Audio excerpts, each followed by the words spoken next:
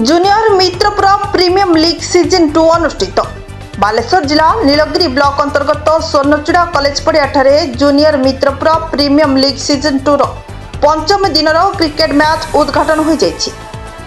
उक्त उद्घाटन मैच रे मुख्य अतिथि युव कांग्रेस नेता दिव्यज्योति आचार्य, सम्मानित अतिथि मित्रपुर ट्रक मालिक संघर सभापति भगवान दास उपस्थित रहिथिबा क्रिकेट प्रेमी और सर्वेश्वर फाइटर सह महाकाल 11 दुई दलर क्रिकेटर मानक आयोजन करिथिबा मित्रपुर एसोसिएशन को शुभेच्छा जणाइबा सह ग्राम्य स्तर एहिपरि क्रिकेट मैच करी युव पीढ़ी को उत्साह उद्दीपना जागृत करुछि बोली मुख्य अतिथि अभिभाषण रे कहिथिले।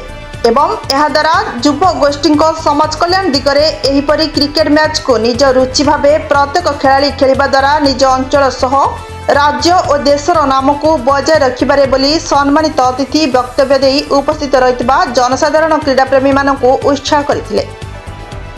नीलगिरी विमल कुमार दलाईं को रिपोर्ट, ना ओडिशा। लेटेस्ट न्यूज अपडेट पाई www.naodisha.com को लॉगिन करंतु।